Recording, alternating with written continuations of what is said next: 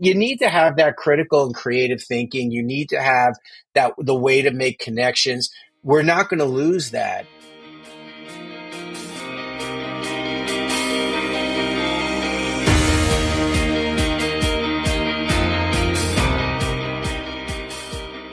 Hi, everyone. Welcome to The Optimalist, a podcast where we've set out to explore the optimal way to educate in the age of AI. If you're new here, I am Sarah Candela, your host through this exploration of the elements of human flourishing. Erik Francis is an international author, educator, and presenter with over 25 years of experience working in education.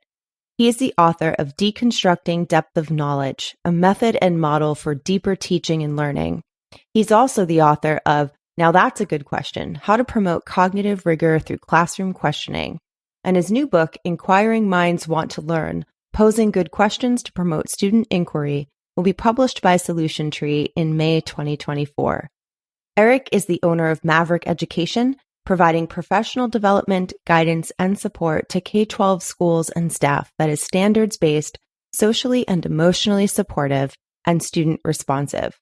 He's also been consistently ranked as one of the world's top 30 education professionals and one of the top 25 for designing thinking and future of work by Thinkers 360. I hope you enjoy the conversation that Erik and I had on today's Optimalist.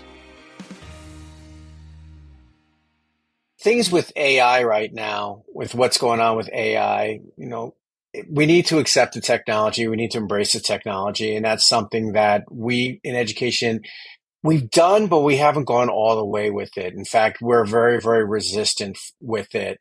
I like to say that when it comes to ChatGPT, that I hope we don't make the same mistake that we made with Google, which is there was this thing in instruction where we feel like Google's bad. Like, for example, I wrote a book on questioning and I ask, what's a good question? And I always get back one that can't be Googled. Well, why not? I mean, Googling is all about answering questions. In fact, we don't have to answer anymore because answer comes free through Google.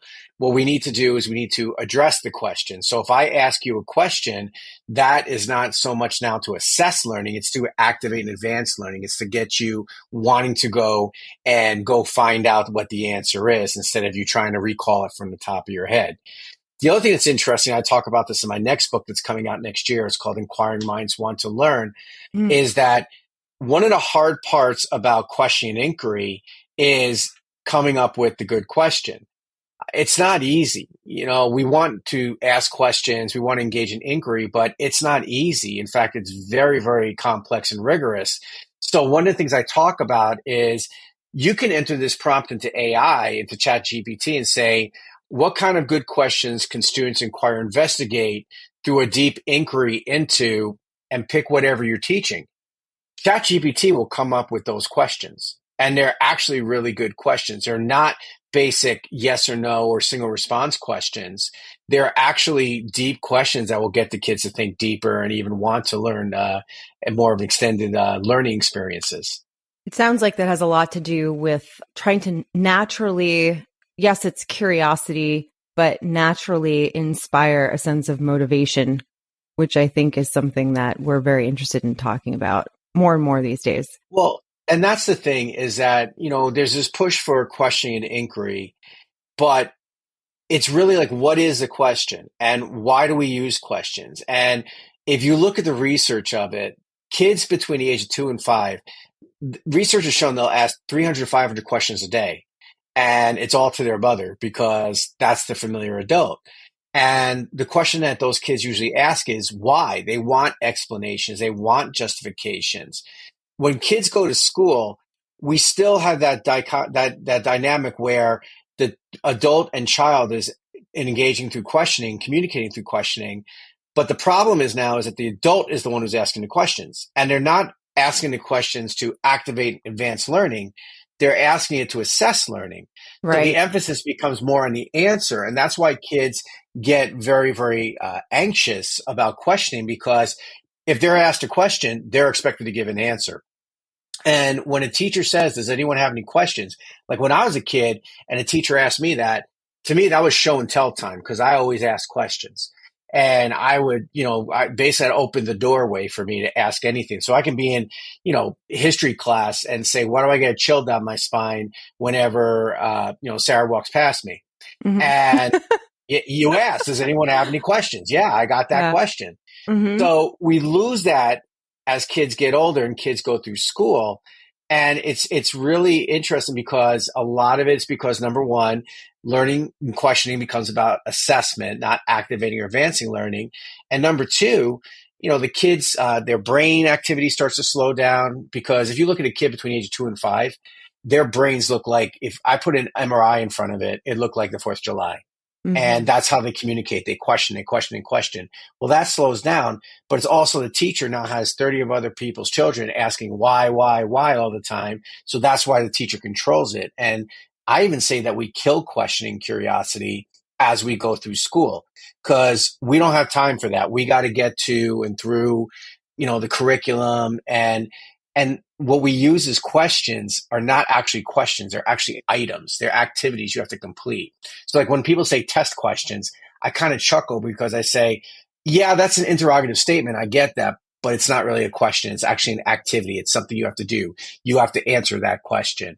But when I use actual questioning, that's for me to have you activate, advance your learning.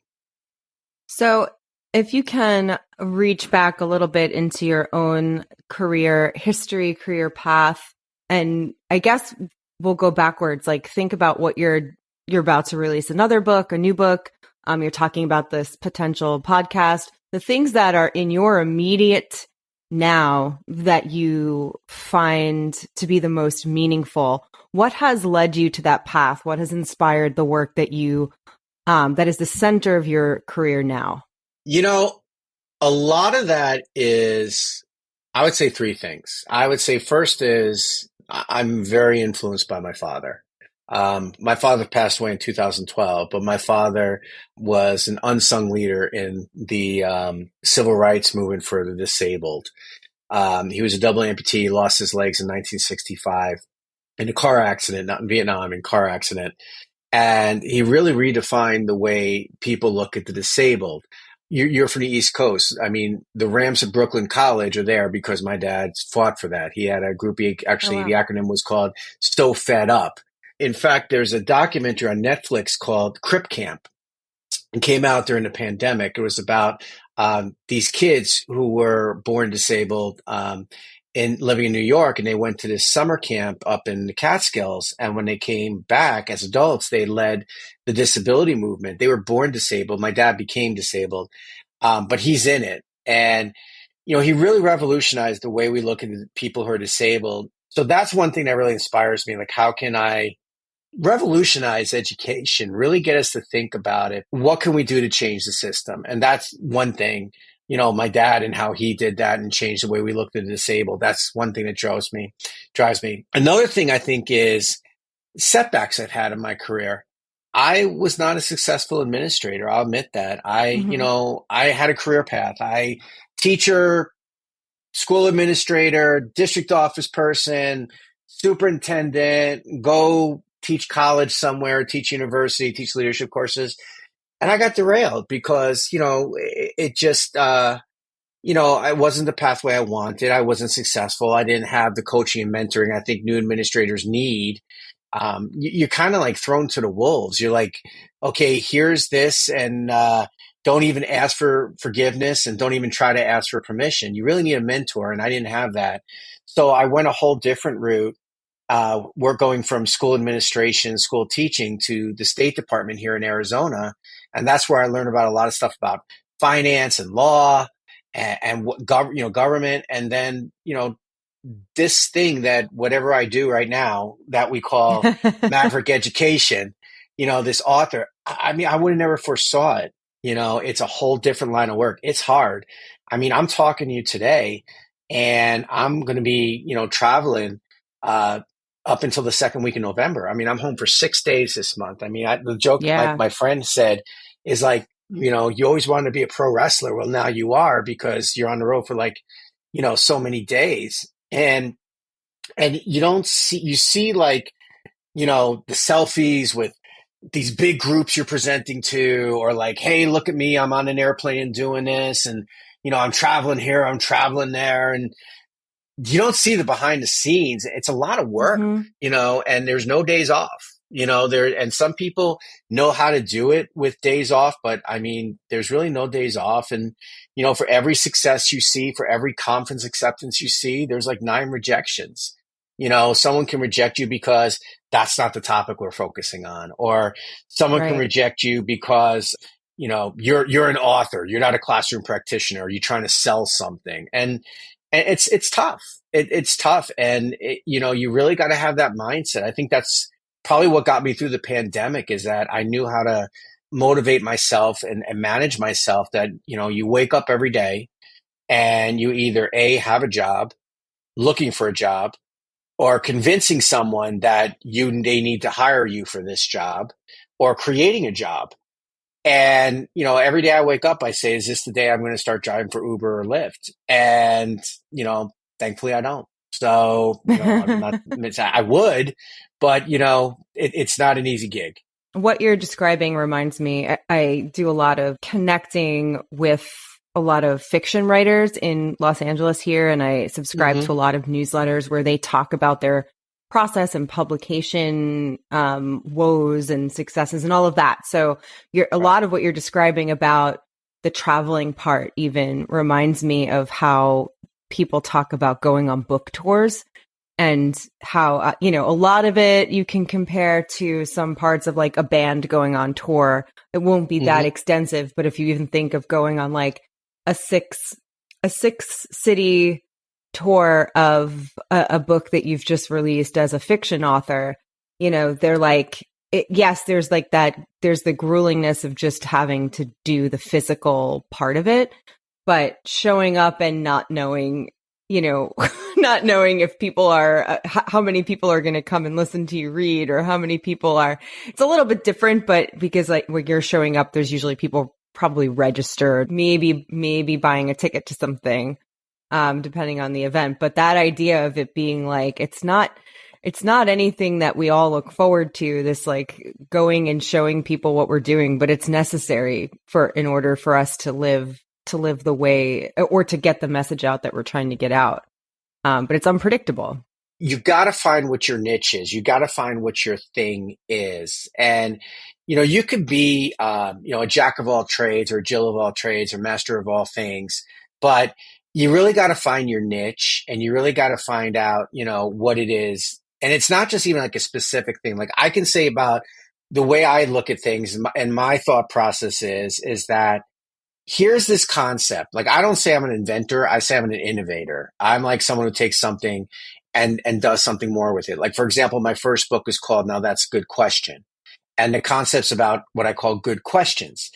The reason why I came up with good questions is because we all talked about this thing called essential questions, and no one really knew what that meant. I mean, there was no clear definition. Okay, let's just call them good Mm-hmm. questions. So, same with depth of knowledge, DOK. It's like everything we've been told about DOK for the last 10 years has been inaccurate and inconsistent. When we all went Common Core, and we talk about college and career readiness and rigor, we said that rigor is about the level of thinking kids must demonstrate according to Bloom's, and the depth of knowledge demanded according to this thing called Webb's DOK levels.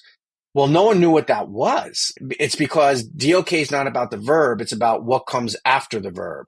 So it's not like that you're analyzing, evaluating, creating.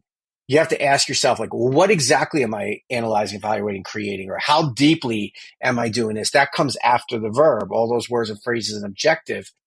So what I did with it was I turned it into a method and model for teaching and learning that says teaching and testing starts and stops with the DOK level of the standard. And there's 4 DOK levels. So you're either attaining the answer, explaining the answer, justifying the answer, verifying the answer, or exploring, extending the answer. So that's the 4 things you're doing DOK, and that's what the standard demands. Now, teaching and testing starts and stops there, but teaching and learning tiers to where the kids are, the DOK level where the kids are, so they can rise to reach and go beyond that DOK level. So that's basically a way that I'm teaching schools even how to address learning loss. So it's like, here's the standard. Can you do it? No.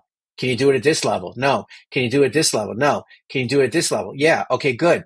Let's start there. And then you build upon their strengths so they can rise to and through and go beyond that standard. You say very clearly, or you make statements like about your system is not a taxonomy. Could you Right. explain that a little bit? Because I found that to be interesting, that's like a thing that you want to make sure people understand. Well, the thing about education taxonomies is that, they're classification systems. That's what a taxonomy is. But the way we use it in education is that the thing is, we think we got to start low to go deep or start low to go high. And we don't. We start at the level demanded. So when we talk about DOK, it describes 4 different ways students can understand and use their learning.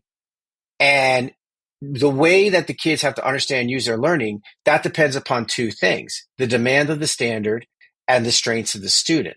That's the delivery intensity of your instruction.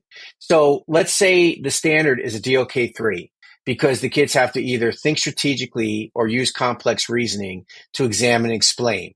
That's the end goal. That's the finish line. Now, where are you in your learning? I'm going to start with that standard and that expectation as my finish line. I now need to find out where you are on the track or the pathway to proficiency, to progression and performance. What's that obstacle that you can cross, and how can I get you through those other obstacles to go to the standard? So you're not having to start a DOK 1 to get to a DOK 4. Like, I could start you at a DOK 4 and then scale it back. Like, an example I go is like this, is that there's a standard, a science standard. It says, analyze, interpret data on natural hazards to forecast future catastrophic events and inform the development of technologies to mitigate their effects. That's an actual standard. So that's the 4, because I have to explore and explain with examples and evidence. Okay. Can you do that right now? No. Okay. Well, what's a natural hazard? Are you asking me? I'm asking you. I don't know. Well, see, okay. So now I got to find out where you are. So what is a natural hazard? So you would tell me a natural hazard is something destructive caused by nature. That's a DOK 1. Okay. I answered that. Got it. Okay. What is an example of a natural hazard? You might say to me, what do you have? I was going to say an earthquake. Right. Okay. Earthquake. So if let's say you said tornado or hurricane, I'd say, why is that a natural hazard? You have to explain that example. That's a DOK 2. Now you said earthquake. I'm going to say, is that natural, man-made, or both? And you think about it, you go, well, wait a minute, there's fracking. That's man-made. Yeah. Or, underground explosions, that's man-made. Okay, so that's a DOK 3, because now you got to justify with evidence. Now you got to verify with evidence. So then I say to you, do you want to do earthquake for your project to address that standard? And you would say, sure. Okay, good. Pasta lasagna, don't get any on ya. That's what I call the education blessing. Pasta lasagna, don't get any on ya. Oh my God. So I didn't create that. That's actually from the first Mission Impossible. Emilio Estevez says that to Tom I was going to Cruise. say, I feel like I know that. Right. You go red light, green light with the gum, pasta lasagna. See, that's why I make these lines that people think, oh, wow, he's so profound and creative with his lines. No, I just reference obscure movies that people forget. And then I just look people haven't seen in a while. The bottom line is that it doesn't scaffold. You don't have to start at a DOK 1 to get to a DOK 4. You start with the standard, you tier to where the students are, and build upon their strengths so they can rise to reach and go beyond what I call the DOK bar. So I'm wondering you could be working on this with your newer book or with other things that you're working on separately. I'm not sure, but I'm wondering if you are thinking deeply at all about how any of this is going to need, or if you think it does need to shift with the availability of AI in the classroom. Are you thinking that systems like this are in place to work alongside or with our incorporation of AI, or will we need to change those to think about how human thinking is going to have to evolve? I think expectations for human thinking have to evolve. Okay. Answers come free. Okay. We live in a time where, we can just Google it. I was just with my nephew, and my nephew knows the states song and he can sing all the states in alphabetical order. That's fantastic. But everyone else is just, going to Google it if I asked you that. We need to think, this is going to challenge us to think deeper. It's going to challenge us to think Mm-hmm. critically. I mean, look, ChatGPT can write a script where Batman meets Iron Man, and it's a very creative script. But that Mm-hmm. critical thinking is, okay, these are two separate companies, comic book movie production. How do we make this happen where, this seems like a plausible meeting, or, argumentation, agreeing to disagreeing, defending our positions. Chat GPT cannot think critically. It cannot defend or justify. In fact, if you ask Chat GPT, and I've done this, to take a position in an argument, it'll present you all the sides in the argument, but it will not take Mm-hmm. its position and defend it with evidence. It also can't think extensively in that it can't make those extensive connections, those creative connections, the real true creativity of thought, where, you know, doing a thing like where you can say, how is the book Jaws an analogy for Freudian psychology? ChatGPT can't do that unless somebody wrote a paper about it and put it on the internet, because that's what ChatGPT gets all its information. It's getting it, and it'll tell you, say, I apologize, my source of information goes back to 2021. Well, if you go to it and something new happened in 2022 or in the future, ChatGPT has to update its resources and how it gets through it. So, and it's not accurate. I mean, look, I put my name in who is Erik Francis or who's the author Erik Francis, and they talked about my first book, but they also credited me for some books that other people wrote that are great books. I'm like, okay, wow, ChatGPT thinks I wrote Essential Questions, Opening Doorways to Student Understanding. No, that's J. McTighe and Grant Wiggins. But hey, ChatGPT credited me. Okay, I guess that's not reality. So, so you need to have that critical and creative thinking. You need to have that the way to make connections. We're not going to lose that, and we can't just be dependent upon it, because that's what kind of separates us from the animals, is that we do have critical and creative thought, and we know how to rationalize, we know how to defend and justify, we know how to explore and extend and think extensively. And I don't think the technology will ever get there. And some people will say to me, oh, it's just not there yet. Well, you better hope it never gets there, because the minute it can do that, that's when it's going to start making rationalizations.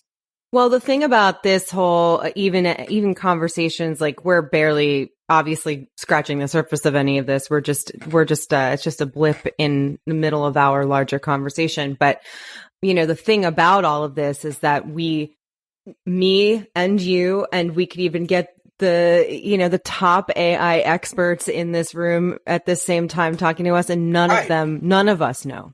Like, literally none of us know. And so it's hard to spend so much energy speculating, because what we do have to, I think what we need to spend more time and energy wrapping our heads around is the fact that us as human beings are going to have to evolve and adapt with the technology now. Like, I think you and I were talking a little earlier about, past forms of tech that seemed a little crazy and wild, and and they were easy to kind of ignore, and still can be in some ways. But when it comes to AI, we're not really going to be able to push it aside. It is a part of our lives, even if you think that you are ignoring it right now. It's having an effect on you. No, well, that's the thing, is that it's a tool, it's an instrument. Okay. And it's actually something that I talk about when teaching and learning for depth of knowledge. Like, I have this triangle where I say the top of the triangle is your standard, and in the middle of the triangle is your students. And the lines that go to the triangle are your curricular programs and your instructional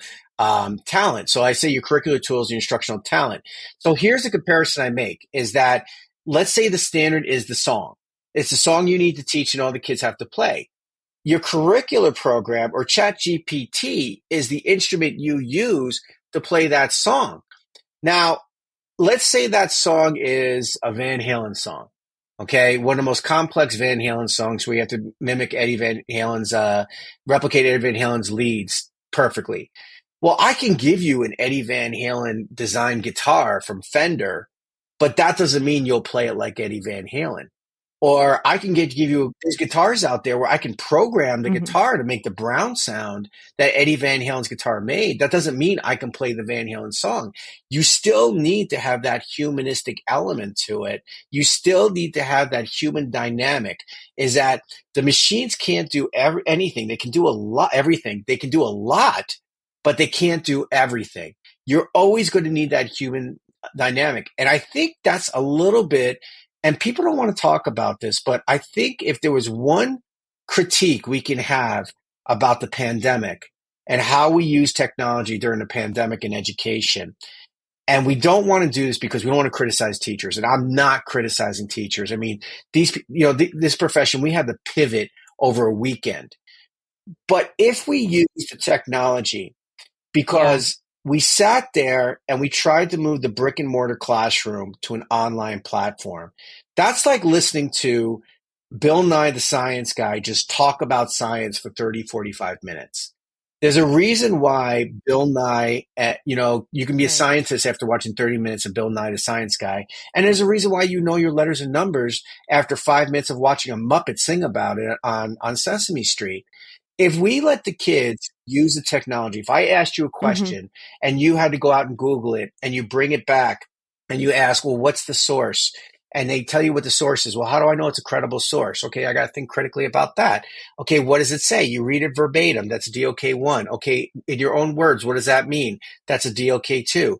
Okay, can you put that link in the chat so everyone has access to that source? Yeah, that's real machine learning. Hmm. We didn't do that. And it was almost like there was a fear factor, and it's understandable.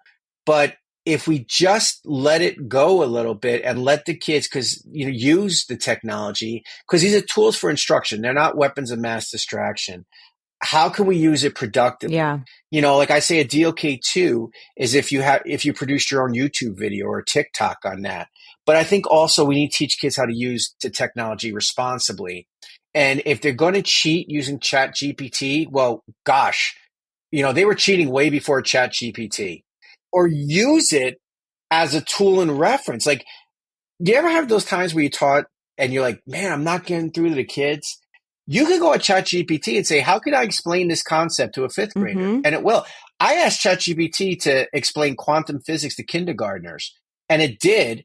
And then I read it to the kindergartners. The kids got a basic understanding of what quantum physics is. It's the study of tiny, tiny things. That's interesting. That's funny.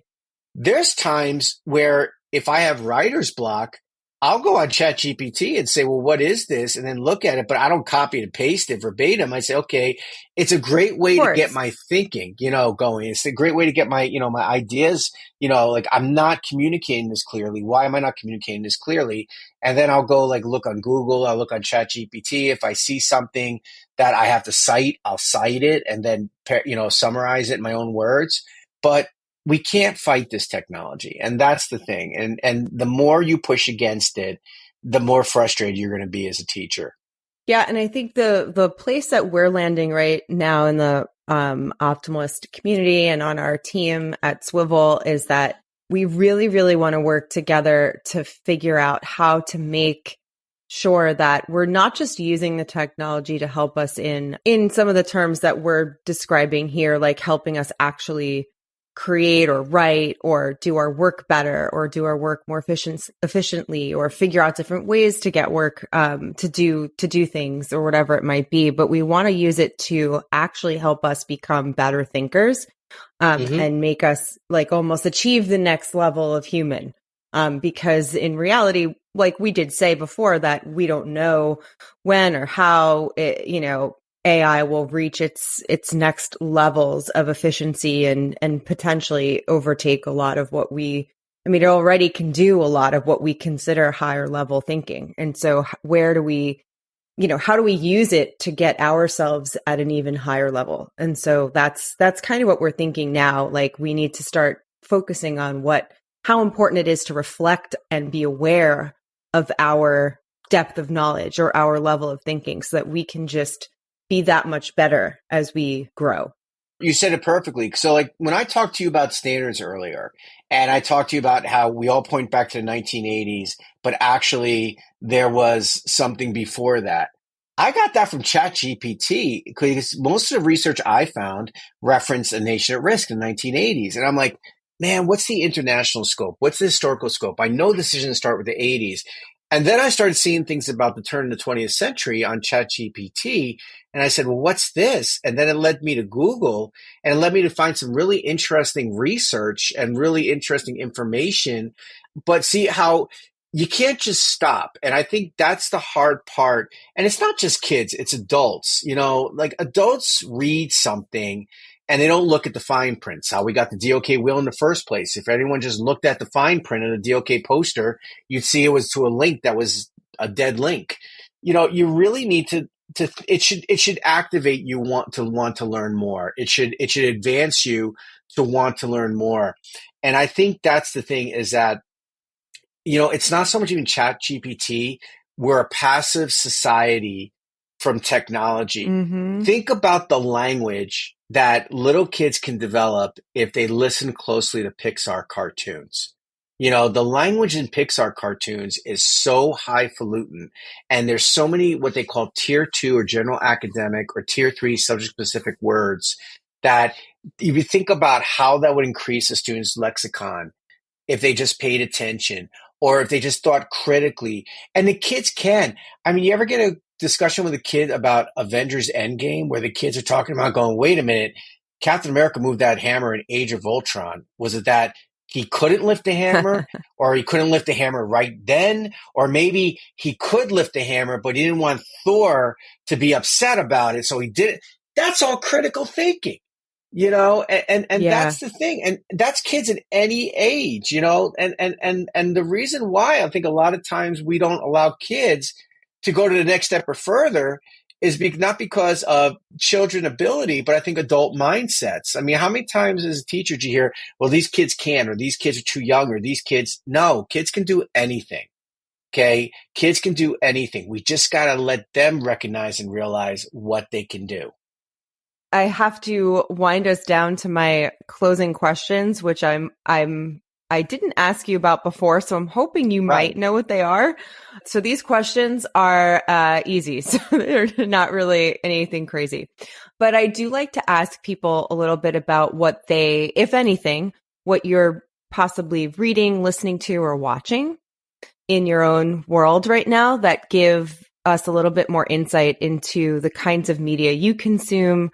And it doesn't have to be anything professional. Sometimes it's a mixture of professional and things you're doing for leisure, but it gives us a nice sense of who you are as a full person. But is there anything you're watching, listening to, or reading that you would like to recommend or share? Yeah. So it's funny because you say that because I've really gotten into Audible.